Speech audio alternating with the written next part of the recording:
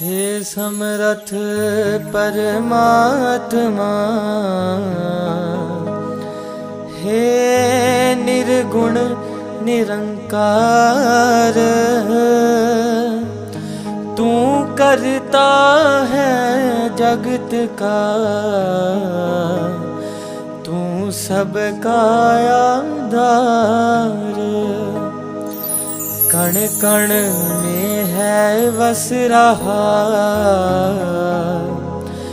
तेरा रूप अपार। तीन काल है सत्य तू, मिथ्या है संसार। घट घट वासी है प्रभु, अविनाशी करतार। दया से तेरी हो सभी, भवसागर से पार। निराकार साकार तू, जग के पालनहार। है बेअंत महिमा तेरी, दाता अपरंपार। परम पिता परमात्मा, सब तेरी संतान। भला करो सबका प्रभु, सबका हो कल्याण। भला करो सबका प्रभु, सबका हो कल्याण। संगत जी, प्यार से कहना धन निरंकार जी। तो कैसे ये परमात्मा का वास तो पूरी सृष्टि के कण कण में है, और वहीं जो हर किसी में भी, और यही परमात्मा को देखना ब्रह्म ज्ञान है कि इस परमात्मा को जब हर समय के लिए ये दिखाई देगा कि हर जगह ही मौजूद है, तो फिर एक जहाँ अपनी भी चेतनता जाग उठेगी। एक जो सच्ची दात है, जो भक्तों ने युगों युगों से समझाई है कि दुनियावी एक दौलत तो आज है कल नहीं, इसने बदल जाना है, एक माया का रूप बदल जाना है, घर परिवार सोसाइटी सब बदल जाएगा, पर सिर्फ और सिर्फ एक चीज़ जो अपनी जगह में कायम दायम शुरू से थी, अभी भी है, और ये संसार खत्म होने पे भी रह जाएगी, तो वो बस ये परमात्मा, ये निराकार है। तो इस निराकार को पहचान के जीवन में जहाँ फिर वो समझ भी आ जाती है कि जो कुछ इस निराकार ने दिया है उसका सदुपयोग ही करना है। किसी के नुकसान का कारण अपने आप को या किसी वस्तु को नहीं बनाना।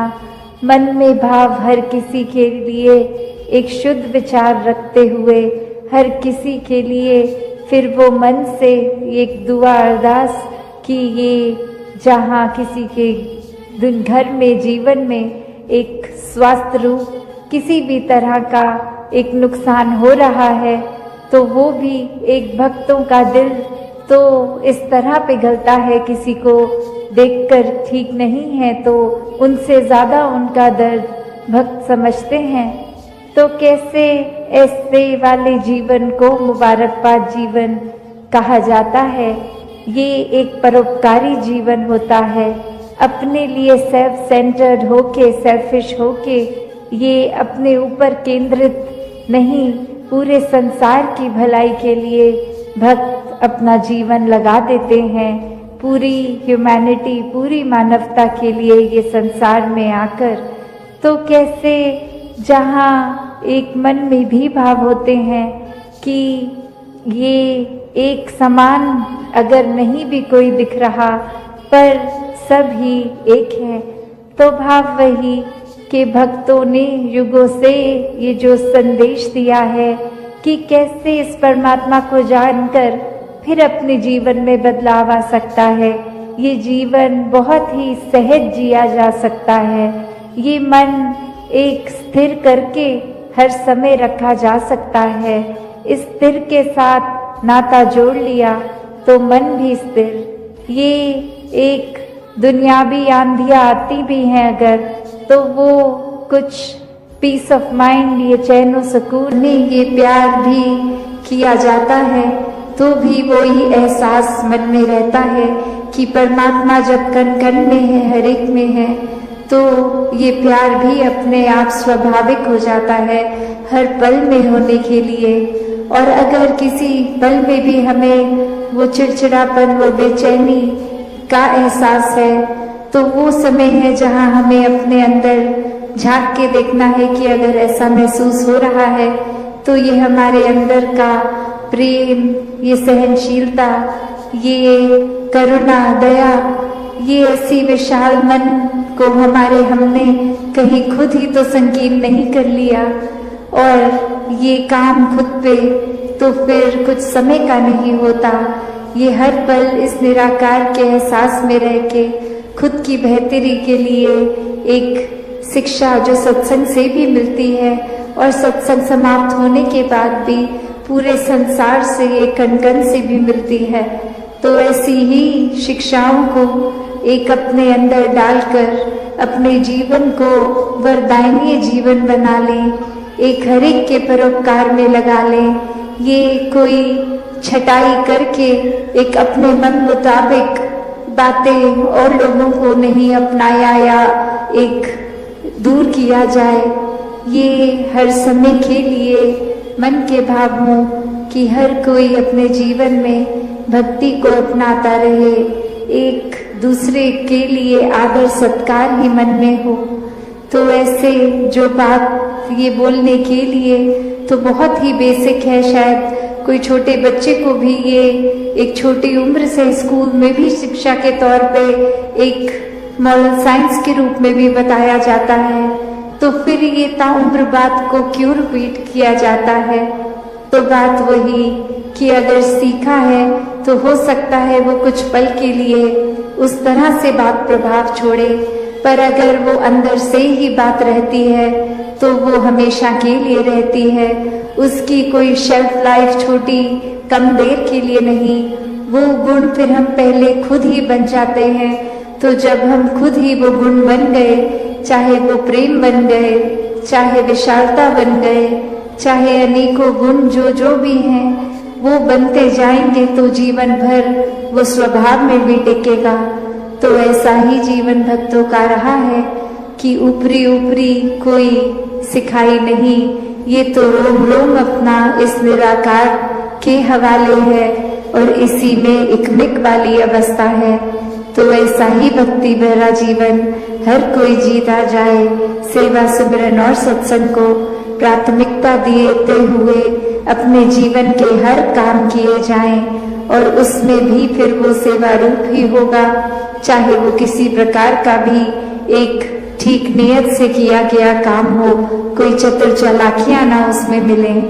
तो दातार हर एक पे कृपा करे कि हर एक के दिल और कोमल होते जाएं, हर एक के मन के भाव और शुद्ध होते जाएं, हर कोई निष्काम भाव से सेवा करता जाए, एक पूरे संसार के लिए ही एक हमारा एक कंपैशन भी मन में हो, और उसी तरह फिर ये पूरे समाज के लिए, संसार के लिए अपनी कंट्रीब्यूशन वो पॉजिटिव हर कोई देता जाए कि कैसे अपने जीवन में हर पल ये चलते ही जाना है। ये एक स्टैटिक, एक अपनी जगह थम के ये जीवन नहीं जिया जा सकता, और कैसे ये स्थिर जीवन होते हुए भी ये जो मूवमेंट की बात, कि ये चलते रहने की बात, वो बात यही कि इस निराकार, इस दातार को जीवन में बसाना होगा।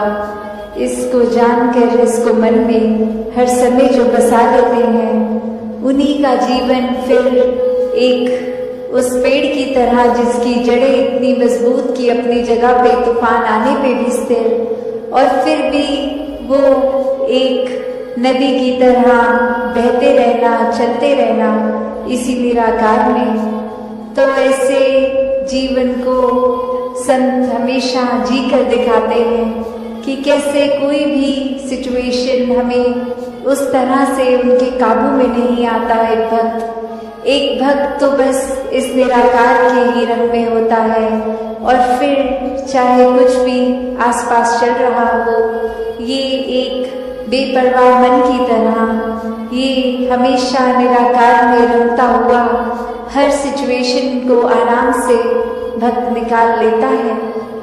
तो एक कहानी भी दासी ने एक बार पढ़ी, जहाँ एक जगह पर एक इंसान को पता लगता है कि यहाँ कोई बहुत ही एक वाइज इंसान एक आए हैं जो बहुत ही एक सूझवान है, और उनके पास जाकर वो कहते हैं कि आपको मुझे पता है बहुत और भी मिलने आ रहे हैं, मैं ज़्यादा समय नहीं लूँगा, बस एक ऐसी कोई शिक्षा जो आप जीवन में कोई मुझे एक आध मिनट में देकर समय बचा ले, अपना भी और हमारा भी। तो ऐसी क्या वो एक अमूल्य बात होगी जो एक मिनट के अंदर एक शिक्षा जीवन भर की बन जाए। तो वो इंसान कहता है कि बस मूव ऑन, चलते चलो। और अब वो व्यक्ति ये सोच रहा है कि मैंने तो सुना था ये बहुत ही एक गहरे इंसान है, बहुत ही सूझवान है, वाइस है, और एक सेकंड का समय क्या ले लिया इन्होंने, तो बस मूव ऑन बोल दिया। तो ये तो जाने को बोल रहे हैं मुझे, मेरे से बात नहीं करना चाह रहे। और अभी इसी सोच विचार में वो इंसान 2 कदम पीछे होके उनसे सोचने ये बात लगा, और फिर 1-2 व्यक्ति और इस दौरान आके उस इंसान के प्रति अपने भाव रखते गए, चलते गए। और अब वो इंसान वहीं उस बात में अटक गया कि ये मुझे जाने को क्यों कह रहे हैं, और फिर से एक बार हिम्मत करके कहते कि अब ये आपने जो बात कही थी, ये बात आपने मुझे क्या कहा था कि मैं चला जाऊं, ये मूव ऑन करने की बात। और अब वो बुजुर्ग कहते हैं कि आप तो मेरी उस बात से भी अभी तक मूव ऑन नहीं हो पाए। तो परमात्मा ढूंढता भी है, तो कैसे फिर उसी इशारे से खुद को जोड़कर इस निराकार के साथ अपने दिल की तार मिला के इसके रंग में रंग कर अपनी भक्ति को पूरा दिन इस रूप में कर सकते हैं। क्योंकि भक्ति तो कुछ घंटों की एक नहीं होती, एक भक्त तो पूरे दिन का भक्त है, पूरे जिंदगी का भक्त है। जिस प्रकार कोई स्टूडेंट होता है तो सिर्फ पहली कक्षा से 12वीं कक्षा तक, चाहे वो स्कूल का दिन हो या संडे की छुट्टी, कहलाता तो वो स्टूडेंट ही है। तो वो इसलिए नहीं कि सिर्फ स्कूल की बिल्डिंग के अंदर है तो स्टूडेंट है, नहीं, जब वो अपने घर में भी खेल कूद कर रहा है तो भी स्टूडेंट है। तो हम किस श्रेणी के भक्त हैं?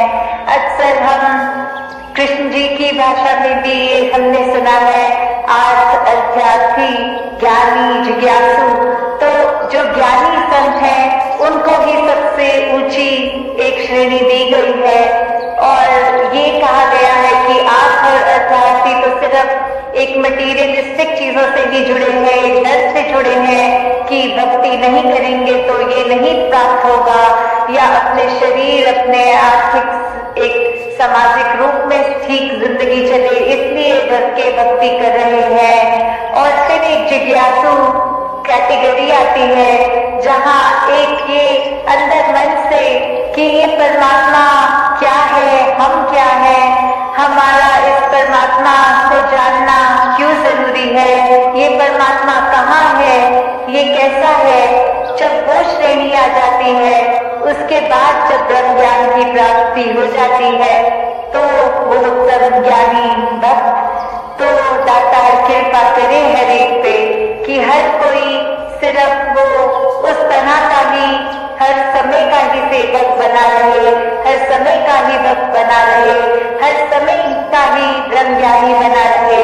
कुछ समय अपनी सुविधा अनुसार नहीं, 24 घंटे तो दासी और समय ना लेके तो करते हैं, पर उसके ही रंग में रंगे रहेंगे अगर हर समय, तो ये जो असली दात है, जिस तरह ये जगह का नाम भी हमीरपुर है, तो हम अमीर, तो कैसे एक ब्रह्म ज्ञान की दात जब मिल जाती है तो वो सच्ची अमीरी है।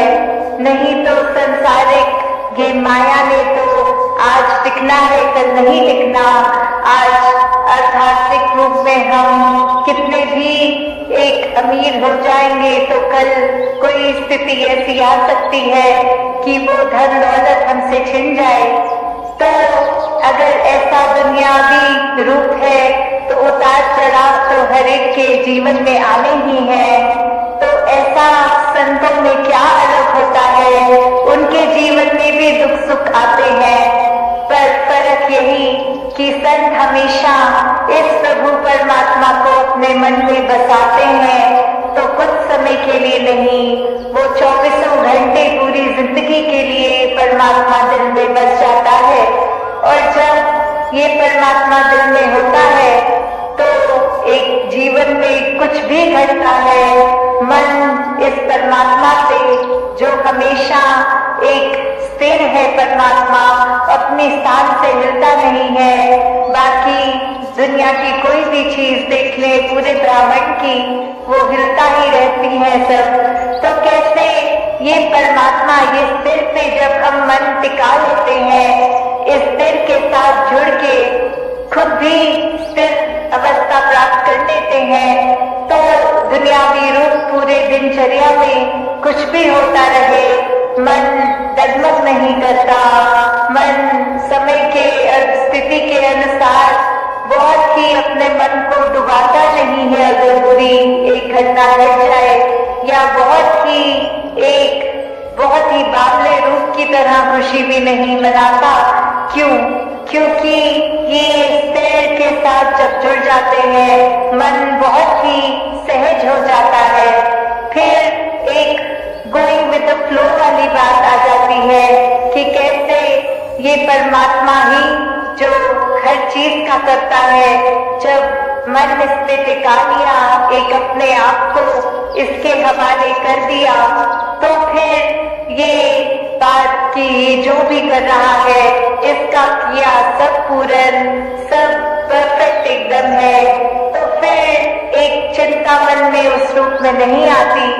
फिर यही बात कि जो ये कर रहा है इसी की रजा में राजी है हम, तो फिर एक कुछ भी हमें मन को खट्टा करने वाली बात नहीं लगती। कोई भी स्थिति एक ऐसी नहीं लगती कि ये परमात्मा ने जीवन में क्यों डाल दिया, या ये ऐसे करता परमात्मा तो ज्यादा बेहतर होता। नहीं, भक्त तो हमेशा यही कहते हैं, तेरा भाना मीठा लागे, कि कैसे एक जीवन में कुछ भी है, ये चाहे खट्टा भी है तो भी मीठा लगता है। सिर्फ ये कोई एक एक्टिंग रूप नहीं है, ये भक्तों के मन की अवस्था है। तो अगर ऐसे मन की अवस्था हर कोई चाहता है कि हो, तो वो संभव है सिर्फ और सिर्फ इस ब्रह्म ज्ञान द्वारा। क्योंकि जब ये सच्चाई एक मनुष्य को पता लग जाती है कि हमारा असली जो रूप है वो एक शरीर नहीं है, ये मानव चोला नहीं है, ये आत्मा जो सदैव से चोले बदल रही है, इसको जब मोक्ष लेना है तो एक मनुष्य के शरीर से जीते जी ये परमात्मा की जानकारी, ये ब्रह्म का ज्ञान जब मिल जाता है तो ही वो मुक्ति, मोक्ष, साल्वेशन पॉसिबल होती है। और अपने मन में सिर्फ ये जिज्ञासा लाना ही उस समय कि किस तरह हम कहाँ से आए हैं, कहाँ जाना है और जीते जी किस तरह का जीवन निभाना है।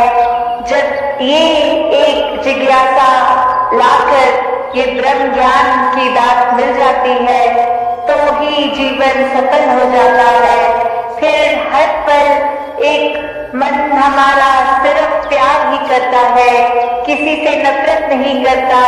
ये बात जान लेता है कि जो परमात्मा मेरे शरीर में है वही सामने वाले के भी है, तो फिर किसी से नफरत, निंदा, किसी की पीठ पीछे चुगली नहीं करता। एक बुरे भाव मन में किसी के लिए नहीं आते, हर एक के अच्छे गुण ही ये मन निकालता है। तो ऐसा जीवन जब अब जीते हैं तो वाकई ही वो संसार के लिए वरदान बन जाते हैं और ऐसा ही जीवन हर एक के लिए जीना संभव है। तो क्यों ना अगर हम मनुष्य हैं तो अपने मानवीय गुणों से ही मनुष्य कहलाए, ना कि सिर्फ मनुष्य के आकार का शरीर है इसलिए मनुष्य हो।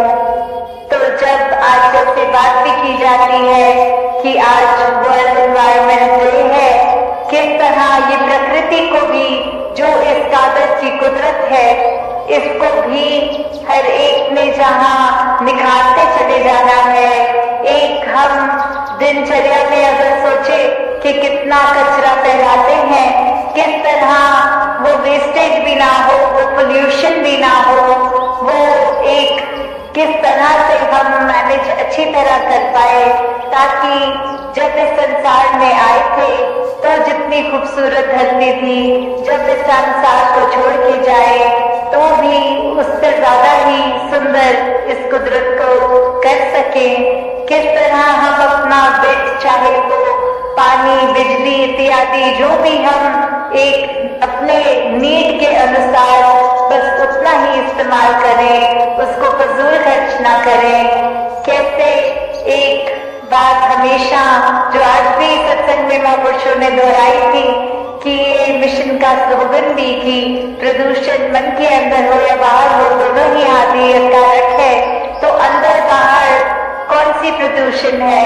बाहर तो चलो हम कह सकते हैं कि एक सांस लेने के समय प्रदूषण, पर ये मन अपने दायरे में बहुत नाम कमा लिया है।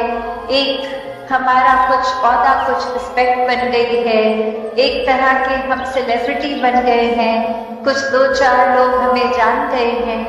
तो ये एक इम्पोर्टेंट होने का अहंकार या कोई और तरह का अहंकार ये मन में घर कर लेता है। तो ये सारी चीजें सिर्फ इस्तेमाल के लिए आती है कि शायद किसी से कुछ क्लैरिटी हो, पूछना है कुछ और मन के भाव, तो वो एक ही प्लेटफॉर्म, एक क्योंकि जो यूथ है वो कैसे आगे मिशन को भी लेके जाना है जाना, तो खुद को पहले पूर्णता से इसके साथ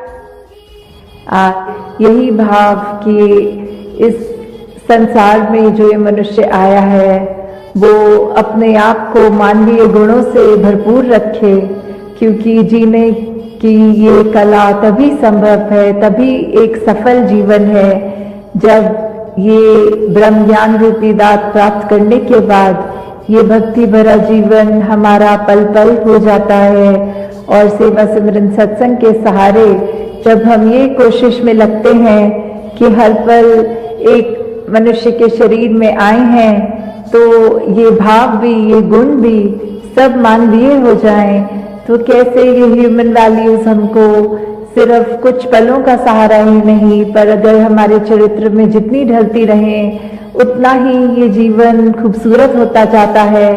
हम इस संसार के लिए वरदान बन जाते हैं। एक महक जो होती है, वैसे ही जैसे एक शायर ने भी कहा है कि जियो तो फूलों की तरह और बिखरो तो उसकी महक की तरह। तो कैसे एक खुशबू की हमने तरह रहना भी है, जहाँ फूल में कांटे होते हैं, फूल की अपनी सुंदरता भी होती है, खुशबू भी होती है, उसकी पंखुड़ियां चाहे कितनी भी सॉफ्ट हो, कोमल हो, पर वो कोई भी उस अगर बगीचे में हो और एक फूल खुद भी सिर्फ ये नहीं कहता कि मेरे कांटे हैं तो मैं अच्छा नहीं हूँ, या फिर वो माली जिसने वो फूल उगाए हैं वो उस फूल से थोड़ा कम प्यार करता है जिसमें ज्यादा कांटे होते हैं, नहीं।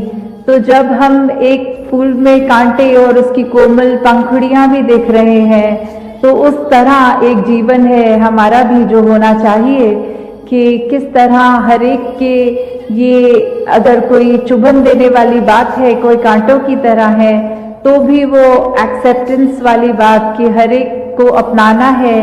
सबका आकार अलग होता है, सबके काम अलग होते हैं, फिर भी वो एक हर एक के साथ सहयोग करते हुए, हर एक के साथ वो कंधे से कंधे वाली बात, वो एकत्व वाली बात, ये यूनिटी इन डाइवर्सिटी, ये हर एक का वननेस वाला भाव। तो कैसे हमने संसार में जहाँ इस तरह रहना है कि हर कोई अपना है और हर एक में अपना ये पन जो देख सकते हैं वो एक परमात्मा को जानने के बाद ही वो संभव है, वरना तो कोई ना कोई फर्क हमें जरूर ऐसा दिख जाएगा जो हमको उसके जैसा नहीं मानने को दिल राजी होगा।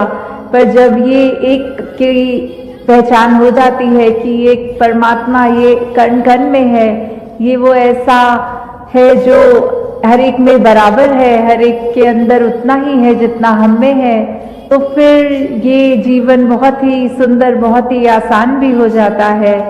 चाहे वो दीपक का एग्जाम्पल लें कि वो आकार दीपक का अलग अलग हो सकता है, पर वो जो उसके अंदर लौ होती है, ये रोशनी होती है, ये एक आग जब उसके अंदर लगाते हैं तो वो कॉमन आग होती है, उस आग में फर्क नहीं होता। चाहे कोई लाल रंग का दीपक हो, चाहे हरा हो, चाहे कैसे भी पेंट किया हो, तो उसका दीपक का काम भी रोशनी फैलाना है और उस दीप में जो ये आग है वो भी एक है। तो वो परमात्मा ही हर एक में है, चाहे हम कितने भी भिन्न दिखते हों, किसी भी कल्चर के हों, कहीं रहते हों, तो हमें जहाँ ये भाव रखने हैं संसार एक हमारा है, हम इस संसार के हैं, ये सेवा भाव भी मन में रहे कि जितना हम संसार को दे सकें उतना हमने एक अपनी अच्छाई समर्पित भाव से देते चले रहना है। जितना इस निरंकार के एहसास में सुमिरन कर पाए अधिक से अधिक वो भी करना है।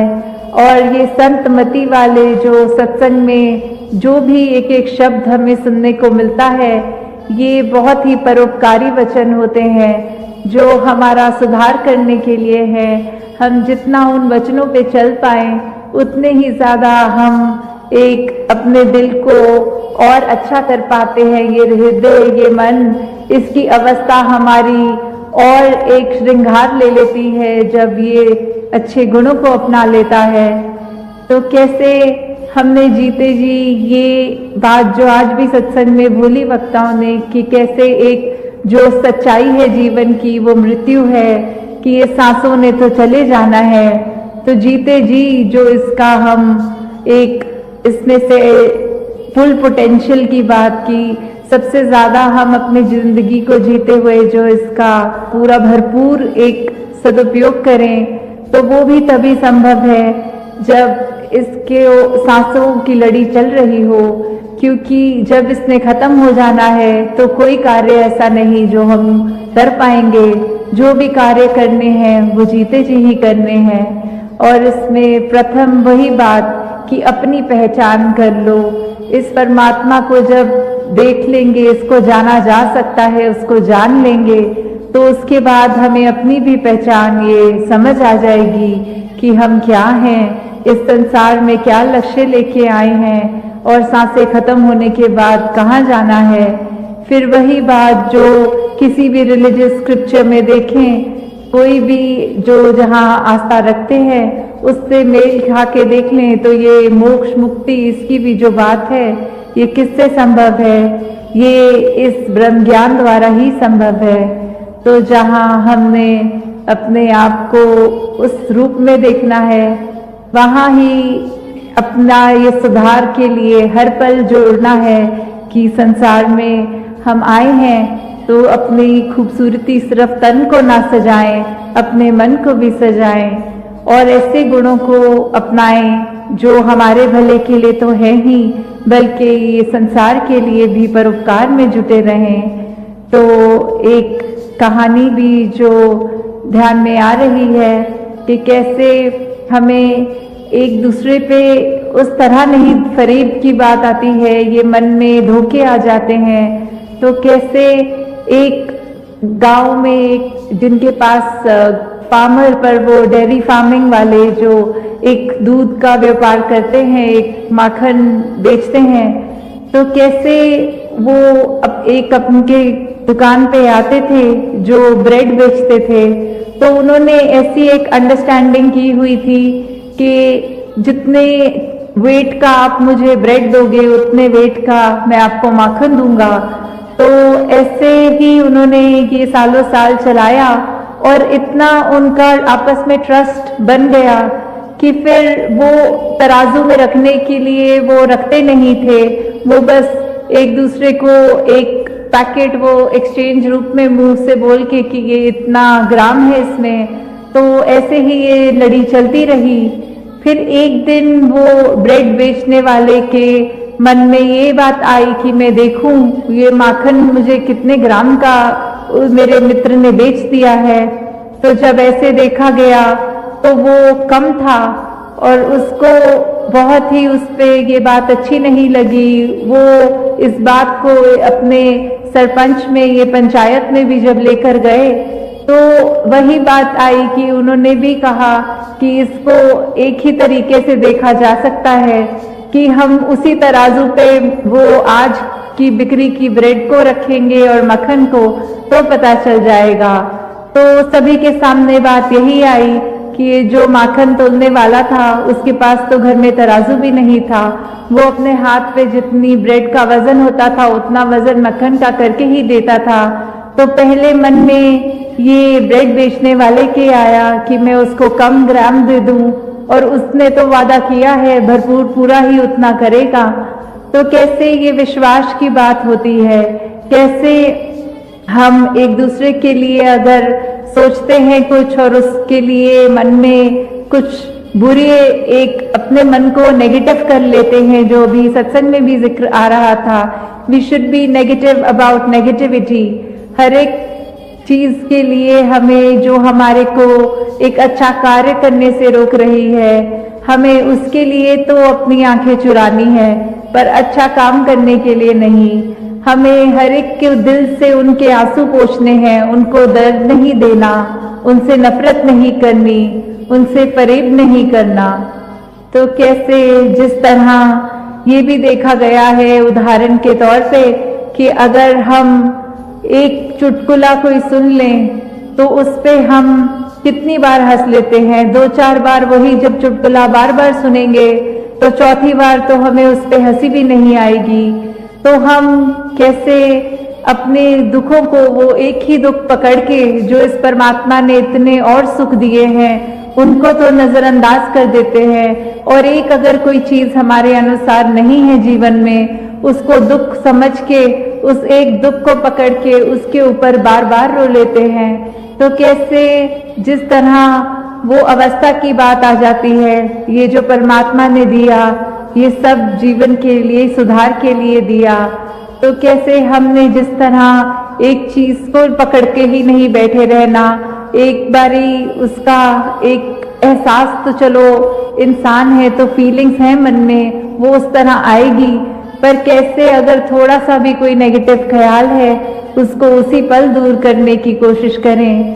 तो दासी और समय आपका ना लेते हुए इन्हीं शब्दों से आपसे आज्ञा चाहेगी कि जिस तरह एक ये हमारा जीवन सुंदर हो गया है, कैसे हम अपने एक प्रभाव उस तरह जिस दूसरे का लेते हैं उसको कोशिश करते हैं कि जजमेंटल ना हो उसके लिए, पर अगर कुछ भी उसको मिलके एहसास आता है वो एहसास हमारा पूरा दिन, हमारा बहुत बार ऐसा होता है कि उस चीज पर डिपेंड कर जाता है कि अगर सुबह उठते ही लगता है कोई अच्छी चीज हो गई है तो बहुत ही खुशहाल दिल होकर पूरा दिन अच्छा हम बिताने की कोशिश करते हैं, और अगर कुछ ऐसी चीज जो उसने उस दिन में करवाहट भर दी तो हमारा वो मूड भी बिगड़ जाता है, एक उदासी सी मन में आती है।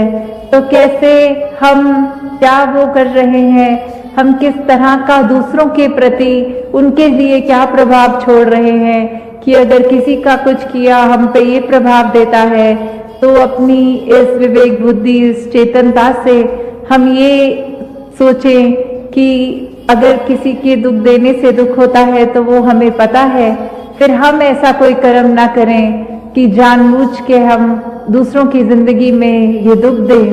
तो दासी इसी अरदास से कि हर कोई अपने मन में ये मानवता का भला लेते हुए हर कर्म को, हर सोच को, अपने व्यवहार को उस तरह एक ढाल ले कि अपना ही जहां सिर्फ सोच में ना हो अपना फायदा, सिर्फ अपना बेनिफिट ही नहीं, एक लार्जर गुड की बात कि एक हम हर एक के लिए जहां परोपकार की बात हो ऐसे ही कर्म करते चले जाएं।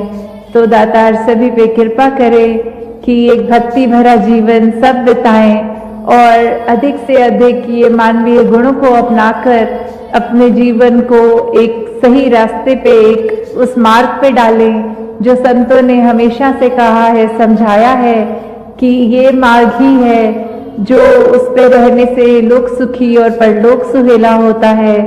जिस मार्ग पे चलने से सिर्फ हम अपना ही मुख उजला नहीं करते, औरों का भी हो जाता है। जिस मार्ग पे रहने से हम हर एक के जीवन में आराम दे सकते हैं, खुशी दे सकते हैं, अपने जीवन में उसी मार्ग को अपनाएं। साथ संगत जी प्यार से कहना। हेलो, कैसे हो आप सभी? आशा करता हूँ ईश्वर की कृपा से आप सभी अच्छे होंगे, स्वस्थ होंगे। आज मैं आपके लिए बहुत ही सुंदर प्रेरणादायक कहानी लेकर आया हूँ जिसका विषय है अपनी जिंदगी में कोई न कोई सेवा जरूर करनी चाहिए। तो आइए जानते हैं इस कहानी के माध्यम से। सेवा केवल दूसरों की मदद करना नहीं है, यह आत्मा की शुद्धि का मार्ग होता है। जब हम किसी की सेवा करते हैं तब हम केवल उसका भला नहीं करते बल्कि अपनी आत्मा को भी ऊंचाई पर ले जाते हैं। हमारे ग्रंथों में भी बार बार कहा गया है, सेवा परमो धर्म, सेवा ही परम धर्म है।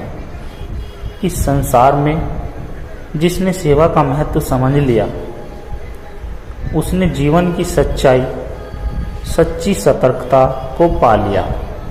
चाहे वह एक साधारण व्यक्ति क्यों न हो या कोई संत हो, सेवा करने का अवसर उसे ईश्वर के और भी करीब ले जाता है।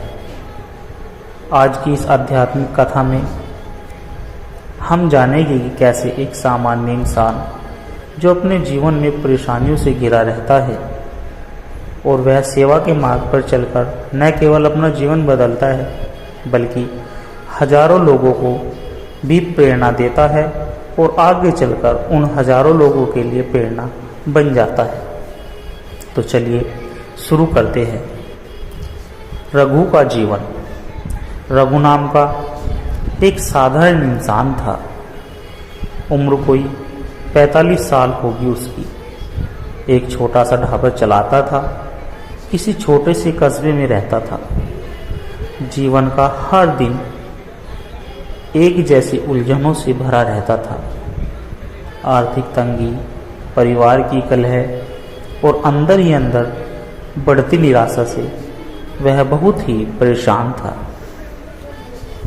एक दिन जब वह बहुत ही थका और टूटा हुआ था तो पास के एक सत्संग भवन में शांति की तलाश में चला गया। वहाँ एक संत बोले, यदि जीवन में शांति चाहिए तो सेवा करना शुरू करो। बिना किसी स्वार्थ के देखना, परमात्मा खुद चलकर आएंगे तुम्हारे पास।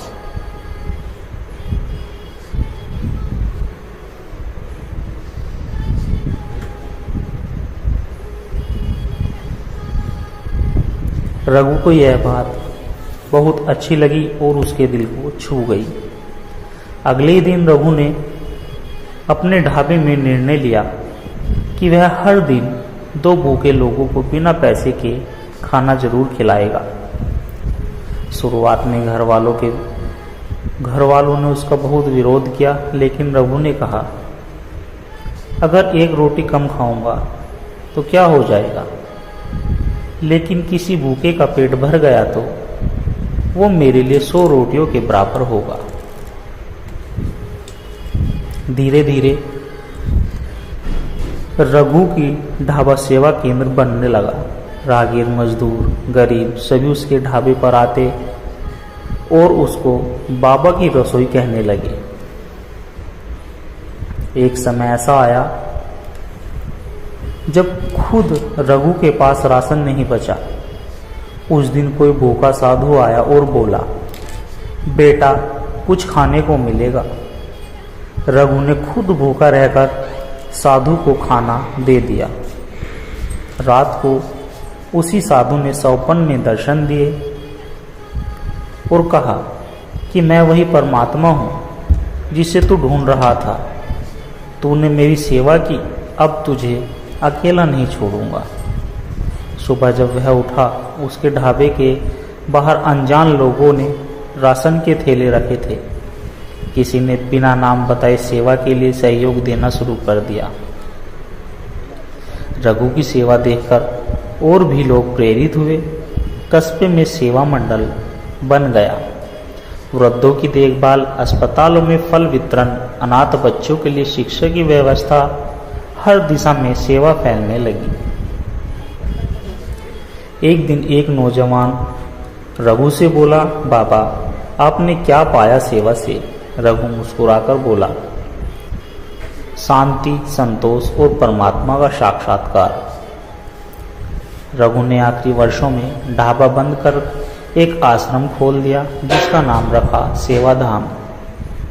वहाँ हर कोई सेवा करने आता, कोई खाना बनाता, कोई साफ सफाई करता, कोई वृद्धों को कहानियां सुनाता। रघु ने अपने आखिरी प्रवचन में कहा, कोई बड़ा काम मत सोचो, बस कोई न कोई सेवा रोज करो। चाहे एक पौधा पानी से सींचना, किसी को हंसी देना, किसी को रास्ता बताना। सेवा है तो जीवन है, सेवा है तो परमात्मा है।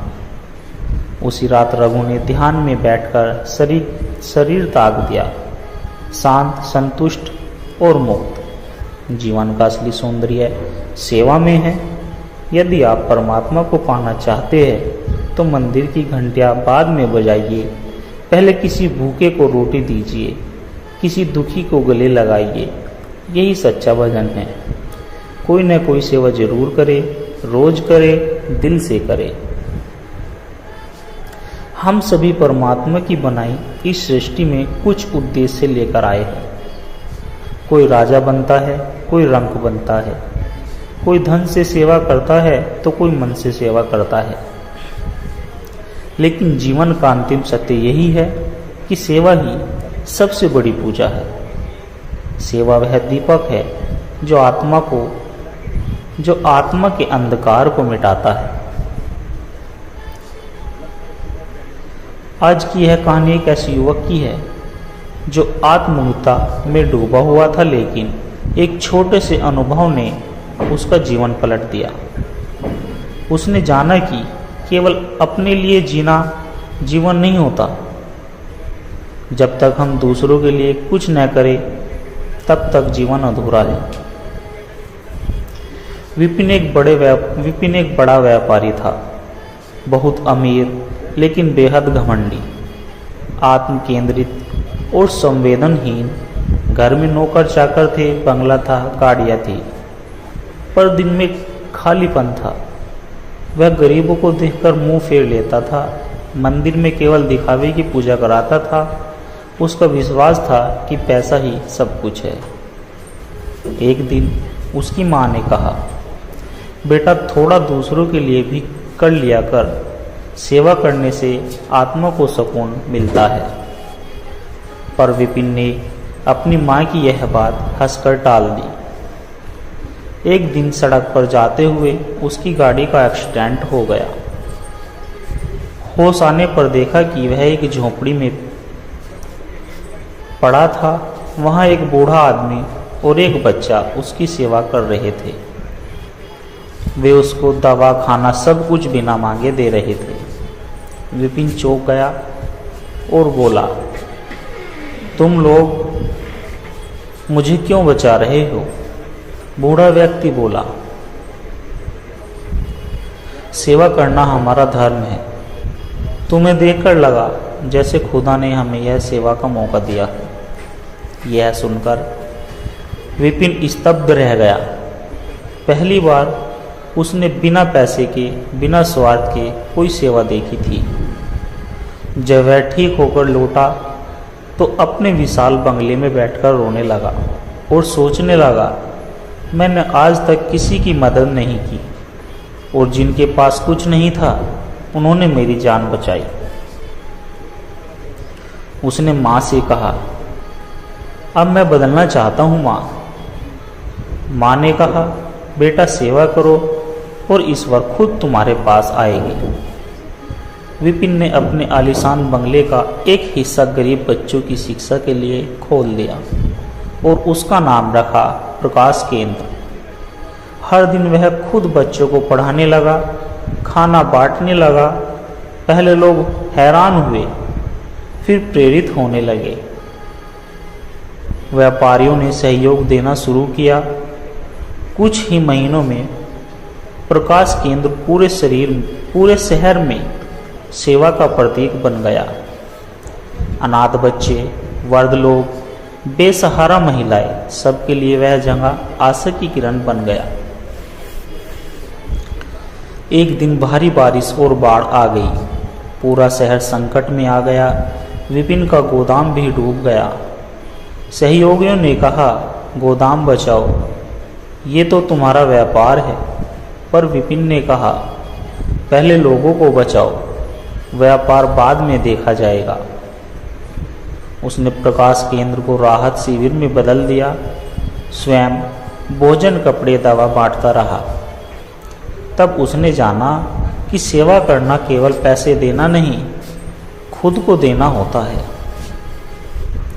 एक दिन सेवा करते करते विपिन एक वृद्ध को खाना रोस रहा था। वृद्ध ने हाथ पकड़ लिया और कहा, बेटा तूने सेवा से मोक्ष का मार्ग चुना है, आज तू सच्चा भक्त है। विपिन की आंखों से आंसू बहने लगे, जैसे भीतर कोई दरवाजा खुल गया हो। उसने अनुभव किया कि वही वृद्ध उसी झोंपड़ी वाले बूढ़े की तरह दिखता था। शायद वह ईश्वर ही था। आज विपिन की पहचान उसके व्यापार से नहीं, उसकी सेवा से होती है। शहर में लोग उसे कहते हैं, वो जो मुस्कुराता है सबको देखकर, वही है सेवा का सच्चा साधक। विपिन कहता है, अगर तुम परमात्मा को नहीं देख पा रहे हो तो किसी भूखे को खाना दो, किसी दुखी को सहारा दो, वही मिलेंगे तुम्हें भगवान। सेवा कोई बड़ा काम नहीं होता। एक गिलास पानी, एक मीठी सी मुस्कान, किसी को धीरज बांधना, यही सच्चे सेवा की है पहचान। कोई न कोई सेवा जरूर करे, क्योंकि सेवा में ही सच्चा सुख है।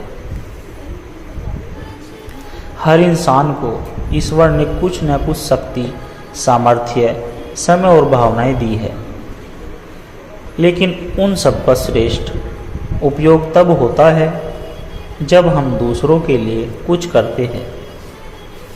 सेवा वो बीज है जिसे बोने पर फल तो दूसरों को मिलता है, लेकिन उसकी छाया में हम खुद सुकून पाते हैं।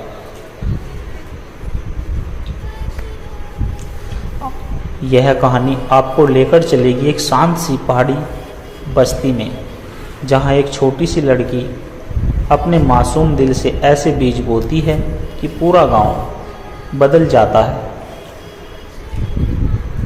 छोटी सी सेवा, बड़ी सी दुनिया। गुड़िया एक साधारण किसान की बेटी थी। घर में साधन सीमित थे। लेकिन उसका दिल बड़ा था। वह अक्सर माँ से पूछती, माँ हम गरीब है तो क्या हम सेवा नहीं कर सकते? माँ हंसती और कहती, सेवा पैसे से नहीं दिल से होती है बेटा। एक दिन वह स्कूल से लौट रही थी तो उसने देखा एक बुजुर्ग महिला अकेली कुएं से पानी खींचने की कोशिश कर रही थी। गुड़िया दौड़ी और उसके लिए पानी भर दिया।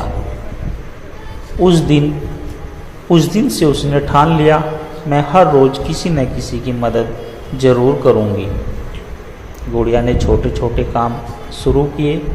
गांव के वृद्धों के लिए रोज पानी भरना, स्कूल जाते वक्त रास्ते में पड़े पत्थर हटाना, बीमार गायों को चारा डालना, दूसरों के खेतों से फसल समेटने में मदद कराना।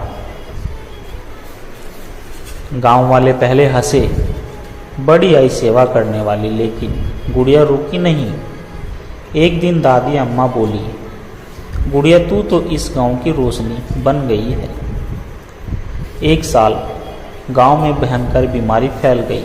अस्पताल दूर था, लोग घबरा गए। उस समय गांव में एक रिटायर्ड डॉक्टर थे जिनका नाम था डॉक्टर हरि नारायण, जो अब लोगों से काफ़ी कटे कटे रहते थे। गुड़िया ने उनके दरवाजे पर दस्तक दी। बाबा, गांव को आपकी ज़रूरत है, आप सेवा कीजिए वरना ये बीमारी सबको निगल जाएगी। पहले तो डॉक्टर ने मना कर दी, लेकिन गुड़िया के मासूम और मजदूरों के मजबूत शब्दों ने उसे झकझोर कर दिया। उन्होंने कहा, अगर तू मेरी मदद करेगी तो मैं तैयार हूँ। गुड़िया और डॉक्टर साहब ने गांव में एक खाली गोदाम को स्थायी सेवा केंद्र में बदल दिया। डॉक्टर इलाज करते, गुड़िया दवाइयाँ देती, झाड़ू पोछा करती। कुछ युवाओं को उसने जोड़ लिया। धीरे धीरे गांव में सुधार आया, लेकिन धीरे धीरे गांव में सुधार आया, लोगों की जान बचने लगी। अब गांव वाले शर्मिंदा थे। जो बच्ची को कभी ताना मारते, वही अब उसकी सेवा भावना के आगे नतमस्तक हो जाते थे। गांव की महिलाएं वृद्धों के घर जाकर झाड़ू पोछा करती। युवा सब्जी उगाकर बीमारों को मुफ्त देते थे। बच्चों ने किताबें बांटना शुरू की। गांव बदल रहा था। अब वहां मंदिर में घंटी कम बजती थी, लेकिन सेवा की घंटियां हर गली में सुनाई देती थी। गुड़िया को गांव की सबसे बड़ी पहचान बना दिया गया और उसको गंगापुर की देवी नाम दे दिया। गुड़िया को पढ़ाई के लिए शहर जाना पड़ा। गांव की आंखें नम थी। डॉक्टर हरि नारायण ने कहा, गुड़िया ने हमें सिखाया, सेवा करने के लिए उम्र नहीं, सिर्फ एक सच्चा दिल होना चाहिए। गुड़िया जाते वक्त बोली, मैं जा रही हूँ, पर आप सभी सेवा करना मत छोड़िए। कोई छोटा हो या बड़ा, अमीर हो या गरीब, कोई न कोई सेवा जरूर करे। सेवा से बड़ा धर्म कुछ नहीं होता। आज गंगापुर पूरे राज्य के लिए एक उदाहरण है। हर घर में एक सेवा का काम तय है और वहाँ की दीवारों पर लिखा है, अगर भगवान को देखना है तो सेवा करना शुरू करो। यह कहानी हमें सिखाती है कि बदलाव एक इंसान से भी शुरू हो सकता है। अगर उसके इरादे सेवा से भरे हो तो आइए हम सभी भी यह प्रण लें कि कोई ना कोई सेवा जरूर करे, रोज करे, मन से करे।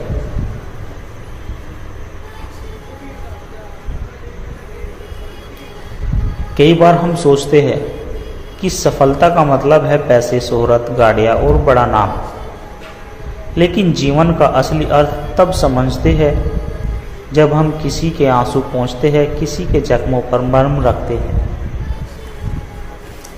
जिस दिन हम किसी और के जीवन में रोशनी बनते हैं, उस दिन हमारी आत्मा पहली बार मुस्कुराती है।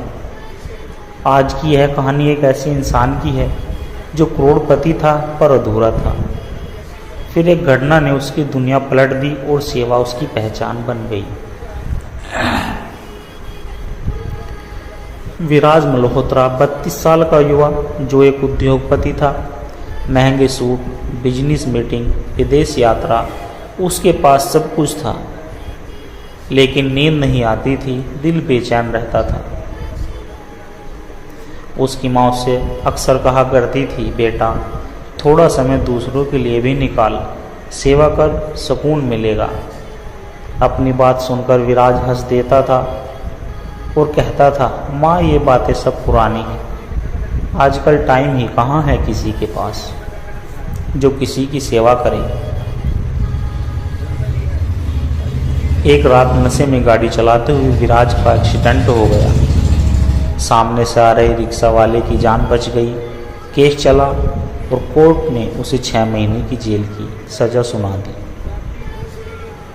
उसका नाम था शोहरत। सब धूल में मिल गया। पहली बार उसे अहंकार से परे दुनिया का स्वाद मिला, जो थी जेल की दुनिया। जेल में उसका नंबर था 304। वहाँ उसका सामना एक बाबा रमेश नाम के व्यक्ति से हुआ, एक उम्रदराज कैदी जो वर्षों से जेल में था पर सेवा में लीन था। बाबा दिन भर कैदियों की देखभाल करता, बीमारों को दवाइयाँ देता, निराश लोगों को ढांढस बांधता। विराज ने पूछा, तुम यहाँ भी सेवा कर रहे हो, क्या मिलेगा इससे आपको? बाबा बोले, बेटा मैंने जिंदगी भर दूसरों को दुख दिया, अब सेवा से अपने कर्मों को धो रहा हूँ, सेवा ही मेरा प्रायश्चित है। एक दिन एक कैदी को बुखार आया। बाबा बीमार थे, कोई पास नहीं आया। विराज ने पहली बार किसी को पानी पिलाया, चादर बदली।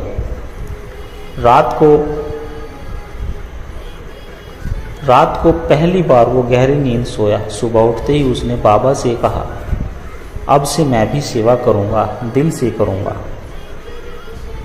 बाबा ने मुस्कुराकर कहा, अब तू कैदी नहीं रहा, अब तू सेवक है। जेल के शेष महीनों में विराज ने जो किया उससे पूरी जेल बदल गई। उसने एक पढ़ने की कक्षा शुरू की, जेल के कैदियों को योग सिखाया, सरकार से मिलकर कैंसर मरीजों के लिए चैरिटी की व्यवस्था की। छोटे छोटे बदलावों ने जेल को एक सेवा केंद्र बना दिया। जब वह रिहा हुआ, सबकी आंखों में आंसू थे। कैदी नंबर 304 अब समाज का रोशन दीपक बन गया था। रिहा होते ही विराज ने अपनी कंपनी का आधा पैसा 304 सेवा ट्रस्ट में लगाया। अनाथ बच्चों की शिक्षा, बुजुर्गों की देखभाल, जेल में बंद कैदियों के पुनर्वास, महिला सुरक्षा के लिए कार्यशाल। अब वो मंचों पर भाषण नहीं देता था, पर उसकी चुपचाप सेवा हजारों जिंदगियां बदल रही थी। एक दिन उसकी माँ ने कहा, अब मेरी आत्मा को शांति मिली बेटा, तूने जीवन का सही रास्ता जो पकड़ लिया है। और उसी दिन उसे जेल से बाबा रमेश की चिट्ठी मिली, जिसमें लिखा था, मेरे बेटे विराज, तू सेवा से मुक्त नहीं हुआ है, तू सेवा से मोक्ष के पथ पर चल पड़ा है। विराज आज भी कहता है, मेरी सबसे बड़ी यूनिवर्सिटी थी जेल और सबसे बड़ा गुरु सेवा। सेवा करना दान नहीं, कोई एहसान नहीं, यह खुद को खोजने का साधन है, मन को धोने का साधन है और परमात्मा तक पहुंचने की सीढ़ी है। तो कोई न कोई सेवा जरूर कीजिए, क्योंकि आप किसी की मदद करके उसकी किस्मत नहीं बदल सकते, पर आप अपनी आत्मा का श्रृंगार जरूर कर सकते हैं। दोस्तों, यदि आप सभी को यह प्रेरणादायक कहानी विचार अच्छे लगे हो तो वीडियो को लाइक करें, कमेंट करें, शेयर करें। और दास को आशीर्वाद देके हर रोज आप जी के चरणों में ऐसी एक प्रेरणादायक कहानी विचार लेकर आता रहूं। सत्संगत जी प्यार से कहना, धन्य निरंकार जी।